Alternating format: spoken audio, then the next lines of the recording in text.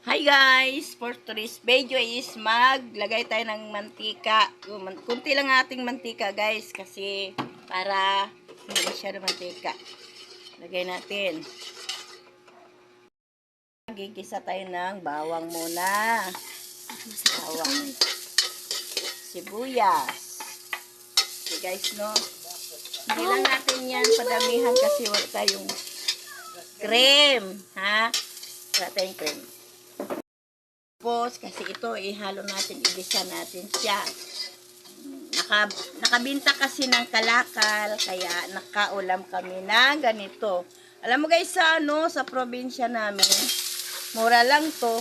Dito, mahal to. Mura din to, guys. 100 lang to eh. Oh, nakabinta kami ng kalakal. Nakabili kami ng ganyan ulam.